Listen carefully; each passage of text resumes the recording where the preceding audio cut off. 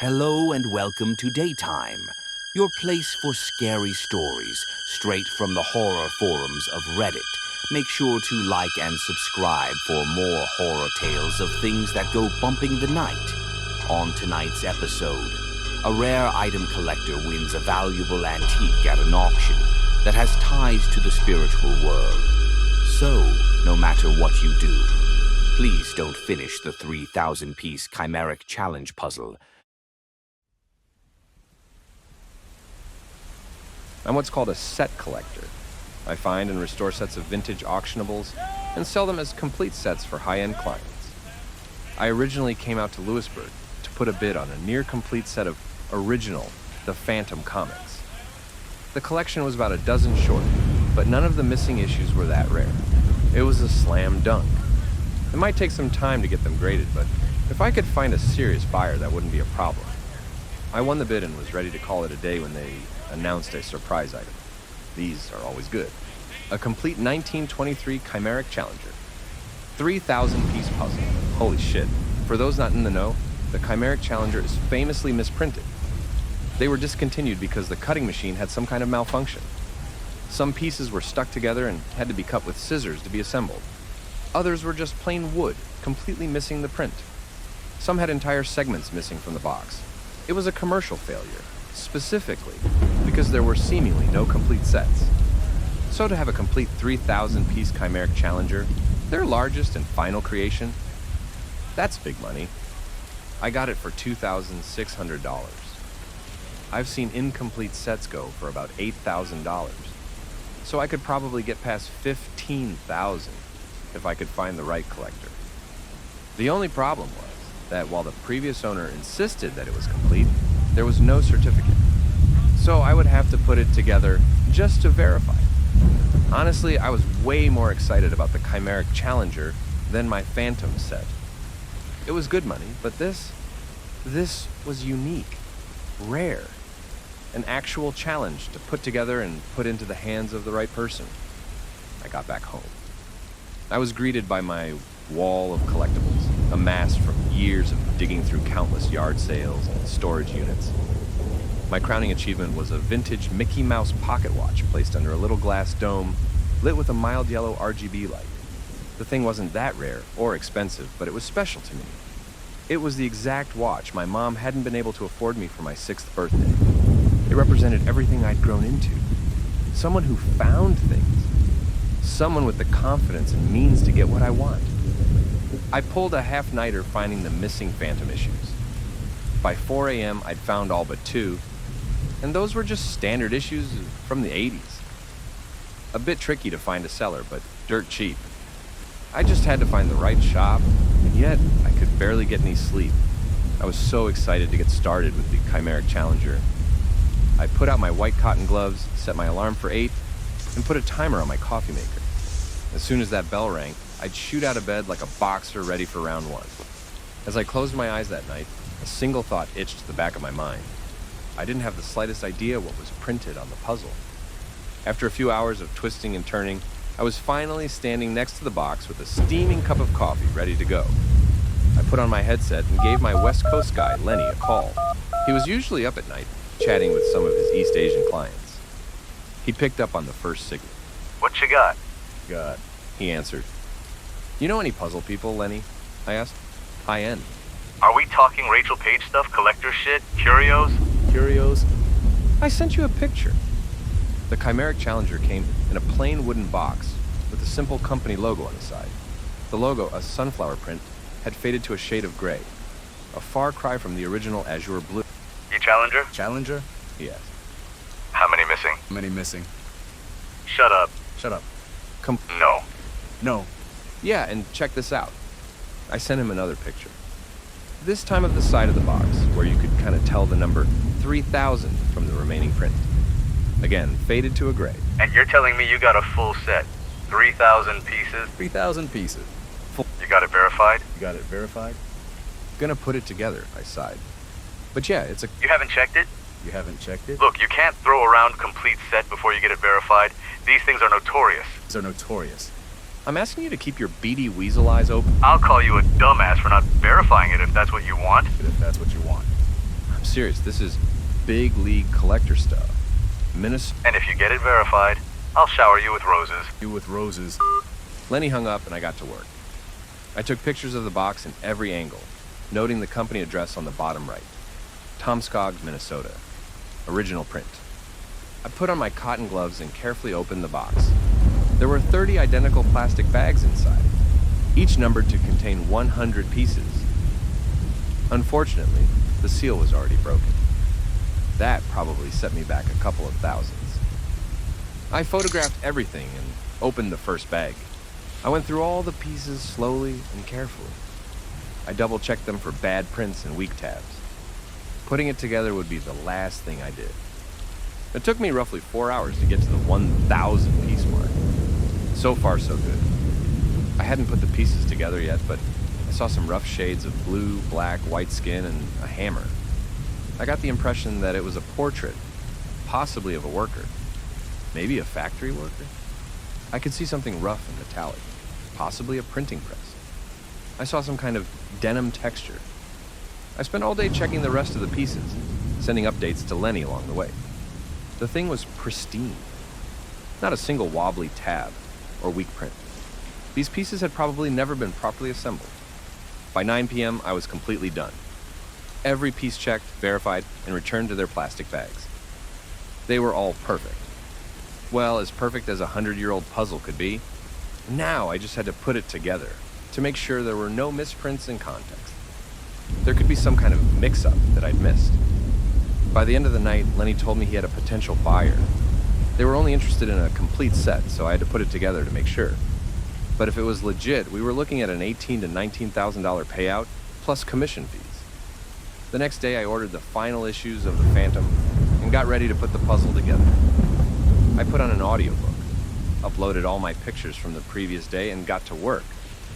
Now, putting together a 3,000-piece puzzle takes time.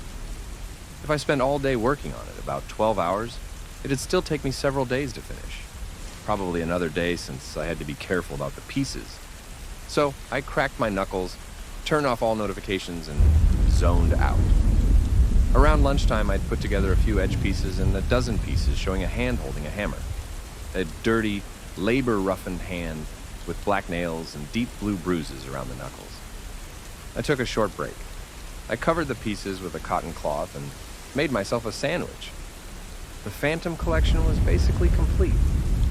So I put some feelers out looking for a buyer. I found the final issues and placed an order. Most of the time, my collections don't come to me complete.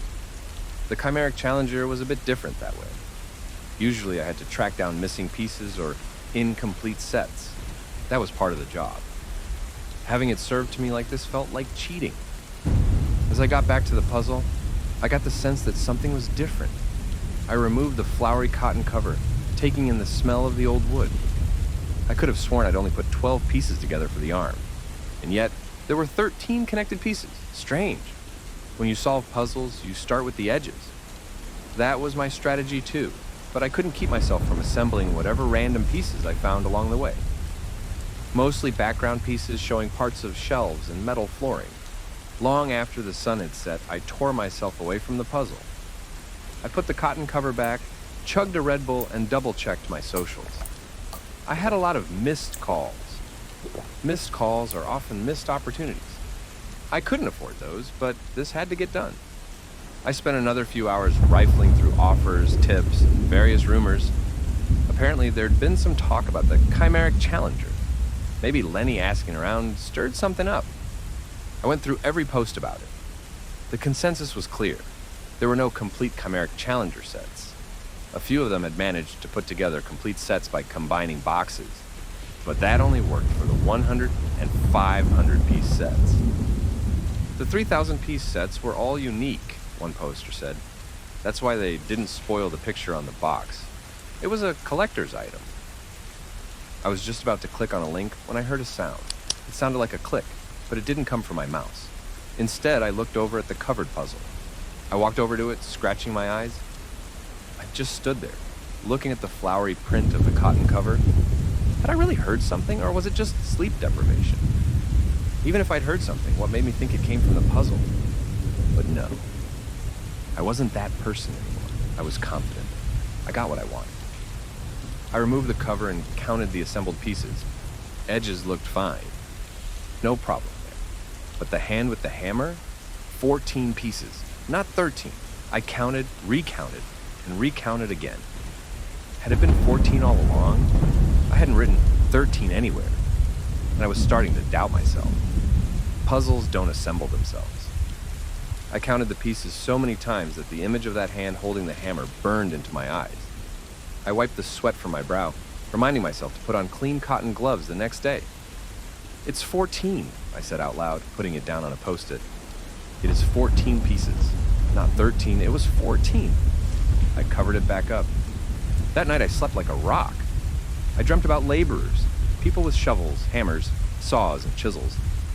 I dreamt about a hazy workshop full of acidic compounds, people yelling back and forth, a large man with an anchor tattooed on his forearm, a 12-year-old with a bucket, handing out cups of water poured from a hand-carved wooden ladle, the smell of oil, tar, and something sweet, a flour press making a potent dye. The workers all had blue hands, all of them, all except the foreman. He wielded a hammer. Something clicked. I woke up. I'd only been asleep for an hour, but I was shaking and wide awake. I tried going back to sleep, but there was a struggle in the back of my head. Part of me was telling me to stop being an idiot. Part of me wanted to go back to count. It had been 12 pieces. Then it was 13, then 14. It had been 13, I had to stop doubting myself. I cursed out loud and got up. This was the final time. I stomped up to the table, removed the cover, and counted. I didn't even bother to check the edge pieces. 16. There were 2 more pieces assembled, completing the hammer. I leaned back in my chair, looking at the post-it note. It clearly said 14. There was no doubt anymore. There were more pieces assembled now than earlier that night. But what the hell did that mean? I put the cloth back over the puzzle and just watched it. I must have sat there over an hour, nodding in and out of a restless sleep. At one point, I didn't know if I was awake or not. My eyes were open, but I didn't really register anything I was seeing. And there, in that dreamlike moment, I saw something move under the cotton cover, followed by another wooden click. I must have fallen asleep as I woke up hours later, still sitting in my chair. I had some missed calls, a few items that had to be sent, and a few phantom issues to pick up at the post office. And yet, I felt uneasy leaving the chimeric Challenger. I tried telling myself I'd imagined it, but I couldn't fool myself. Instead, I put my hand on the cotton cloth and took a deep breath. I didn't want to know. I didn't want to count them. I didn't want there to be more. Just as I steeled myself, my phone rang. Lenny. I breathed a sigh of relief. Saved by the bell. If this is legit, we're looking at a paycheck. Not table scraps. A fat double quarter-pounder paycheck. I can't find a single person with a complete 3,000-piece set. Single person with a complete 3,000-piece set. You telling... Imagine big brown sacks with dollar signs on them and the satisfaction of proving me wrong, but you gotta verify it. And proving me wrong. But you gotta verify it. Get on it. Hang on it. I'll send you a Big dollar signs like you're a cartoon villain robbing a bank. Like you're a cartoon villain robbing a bank. They get to work. clear picture, Lenny. Thank you. Get to work. I looked up at my Mickey Mouse pocket watch. I'd earned it. I'd been sure of myself, and I made it work. This would be no different. It took me about 2 hours to finish up my chores, sent out a couple of surplus items, picked up a few of the Phantom comics, downed a box of gas station sushi, and got back home. I substituted my audiobook for rock and roll and got into the vibe. I didn't even count the pieces, I just started putting them together, sorting them by color, mouthing the words to Detroit Rock City while looking for matching boot pieces. This was work, that's all that mattered. The guy in the picture had his labor, I had mine. I kept taking progress pics to send to Lenny later. This would be another full day. I stopped for a dinner break at about 6 p.m. I heated up some canned ravioli and reviewed the pictures. It was fun just to see how far I'd come. I'd finished the entire frame and started working my way in.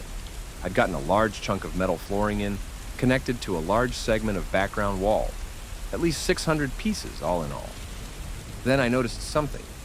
I went back and forth between my pictures. I tried arranging them, putting one over the other, making sure they were the same size, I couldn't get the arm to overlay. All the other pieces were fine, but not the arm with the hammer. It was as if it wasn't in the same angle from one picture to the next, as if it had moved. I looked over at the flowery cloth, feeling that icy block of doubt sink back into my stomach. Without all the music, without the bravado, it was just me and this mystery. One by one, I sent the progress pics to Lenny. And as I hit send on the last one, I got the guy. Lenny, I started. You gotta... The guy. What? The guy, a client, he's interested. Okay, sure, but... No, you don't understand. He's on the other line. He wants to talk. Now? You need a second? Lenny, there's an issue. Is this gonna keep us from making bank? I took a deep breath. I wasn't sure I couldn't be. No, I don't think so. Then you're on in 5. There was an electronic tone, followed by 2 signals. All of a sudden, Lenny was off the line. There was a stranger on the other end. A stranger with an old, wheezing voice. I sat there, listening to him breathe for a few seconds. Clearly, a smoker. You got the full set? He asked. I think so, yeah. Putting it together as we speak. Don't do that. There was an urgency. Like he'd waited for just the right time to say it. Preparing himself. It was the clearest thing he'd said so far. Don't do it. He repeated. Tear it apart. Why would I do that? Can't you feel it? I looked back at the flowery cloth. Had it really moved the other night? Had the picture changed? 12 pieces. 13, 14, 16. I hadn't even counted them since. 2 dozen? 3? They are incomplete by design, by necessity. It shouldn't be complete. Maybe it isn't. Make sure of it. Disassemble it, separate the pieces, and never look at it again. I can't just... I got up from my chair, seeing the setting sun bounce off the glass dome protecting the Mickey Mouse pocket watch. I wanted this, and I was going to get it. If you want to take it off my hands, I'm sure Lenny will get you a fair price, I sighed. But if you excuse me, I got work to do. Don't do this. I hung up, and for the rest of the night, I didn't bother counting. I called it a day just past midnight. I face-planted into bed, leaving the playlist rolling. I'd just catch a few hours of sleep, then get back to it. I wasn't going to drag this out. This was business, and I was going to handle it. But I couldn't help myself from dreaming. Maybe the fumes from the box got to me. Maybe it was just a different, intrusive headspace. Either way, I imagined myself back in that hazy workshop. I imagined myself waking up. A man with blue hands shaking my shoulder. Our lunch break was over, and I was slacking off. I had this mind-numbing task of putting the same varnish on wooden boxes over and over and over. The smell was so strong that I couldn't even feel it anymore. There was a noise further down the hall. A hammer coming down again and again. Screams, pleading, flesh. We knew better than to stop. You didn't quit this job. No one did. I woke up to a sudden clatter, something falling onto the floor. My eyes shot open.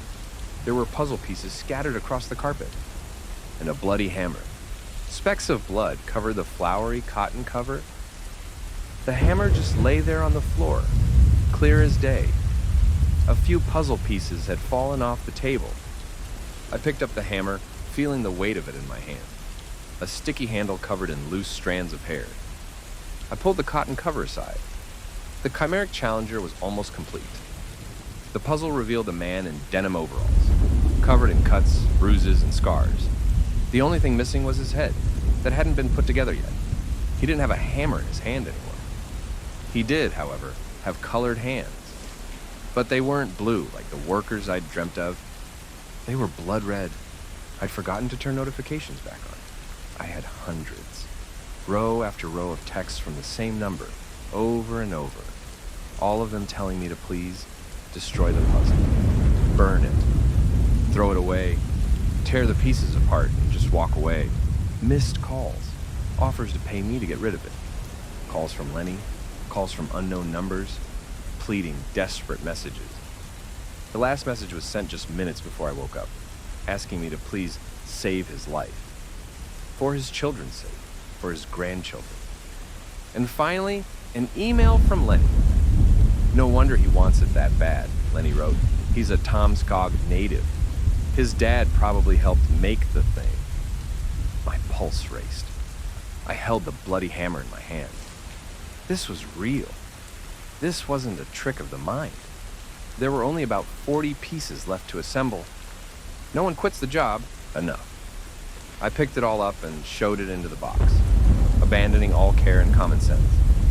I showed it all in there, bending the tabs and snapping the corners. I saw the pieces bend and break, hearing the wood snap. I forced the lid shut, put it under my arm, and left. I was going to burn it in the yard, but it was snowing outside. I decided to throw it off a bridge instead. There's this bridge not too far from where I live where the water never really freezes. I drove up there, parked, and got out. I brought the hammer. I put the puzzle down and just started smashing it with the hammer. I watched a flock of red birds take flight, frightened by the sudden noise. Finally, I heaved it all over the edge, watching the broken wooden pieces plop into the river. As the pieces sailed into the rushing water, I felt this immense sense of relief. And with that, I dropped the hammer into the river as well. The color from the broken puzzle pieces had given my hands a faint sheen of blue. I used some snow to scrub it off. I texted Lenny, telling him the puzzle was incomplete. I didn't even bother to check his response. I'd wasted so much time and money on this, but I still felt like I'd dodged a bullet, like I'd been on the cusp of something terrible. I headed home. I spent the rest of the day trying to find a buyer for the Phantom collection. I'd gained the attention of a few big names.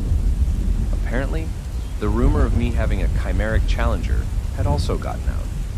There were quite a few messages about it. I made up a copy-paste response to get rid of them. I tried my best just to get back to work, ignoring the puzzle and everything about it. I didn't want to know what had happened. I didn't want to think about it. And yet, I could still see some blue powder under my fingernails. That night, just before bed, I scrubbed myself clean. But no matter how hard I scrubbed my hands, I could still see little blue stains on my skin. Maybe it wasn't really there. That night, I could barely sleep at all. I fell in and out of consciousness, as if my body was keeping me awake. And still, I caught some snippets of another life. A life that also had blue powder on its hands at one point. I imagined people putting down their tools. Someone getting beaten to death for insubordination. The 12-year-old boy putting down his bucket of water. Finally, a hammer raised even at him. Then, a gunshot. My eyes were wide open. I sat up, letting my legs fall off the edge of the bed. I dug my toes into the carpet. I tried to calm down, to let myself rest. Then I felt something brush against my toe. Something at the edge of the carpet. A puzzle piece. It must have bounced off when the pieces fell off the table. It depicted the top of a bald man's head, with a gunshot wound in the forehead. The eyes in the puzzle piece turned to me, meeting my gaze. Glass shattered. Footsteps. I hurried into my closet, hiding behind my collection of robes. I heard uneven footsteps fumble their way inside. Water dripping onto the hardwood floor in the hallway. Something metallic brushing against the wall. It was dark, but I could see the outline of it as it stepped into my bedroom. A body, broken. A man with every bone twisted by hammer blows. A wheezing, rattling breath from a vibrating tongue. The top of his head was missing. The man from the puzzle. The chimeric challenger. I held his puzzle piece in my hand. He used his hammer as a cane for the blind, feeling his way forward, brushing it against the walls. As soon as he found the bed where I'd slept, he lost his composure. He made this unearthly sound, ripping the covers and pillows into pieces, waving the hammer around with his broken limbs. He could barely stand on his ruined legs. Every step, every swing was agony. I could hear the rage and frustration bubbling up from his exposed throat, the hammer bringing down paintings, pictures, shelves, and my priceless collectible. All of a sudden, the doors to the closet were ripped from the hinges, broken fingers wrapped around my throat. I held up the final puzzle piece like a shield, hoping it would all just go away. "Take it!" I screamed. "Just fucking take it!" But there was no discussion, no thought. He just started beating me to death with that goddamn hammer. That first blow connected with my jaw, breaking it. The second hit fractured my right upper arm. It was so fast that I didn't even understand what was happening. The third hit connected with my shoulder. I didn't even realize I'd dropped the puzzle piece. The dark turned red. For a moment, I could feel the texture of metal flooring against my cheek. I could see the haze of the workshop. I'd tried to quit. The foreman wasn't having it. Fingers grabbing the roots of my hair, more hammer blows, my forehead burning, my head ringing, and my world started spinning as my inner ear gave up.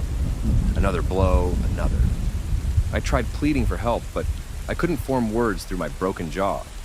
Instead, I just lay there, wheezing, just like the foreman. All of a sudden, it stopped. A hammer clattered to the ground. I saw the glass dome with my Mickey Mouse pocket watch. It was still intact, resting on my bed. I wanted this. I wanted to live. I grabbed the hammer, flipped it, and used it to drag myself across the floor. I kept losing my grip from the bleeding. But I made it. Months of physical therapy. Dozens of surgeries. And I still can't lift my arm over my head. When I stretch one way, I can feel this deep ache still lingering in my jaw. Turns out he accidentally smashed the final puzzle piece when he tried to beat me to death. I guess in a strange way, he destroyed himself. Now, I still see people looking to complete sets of the Chimeric Challenge puzzles. There are 8 auctions for various pieces going on right now. Some for 300 pieces, one looking to complete a set for a 1,000-piece puzzle. And that's why I'm asking that we please, as a community, never talk of these again.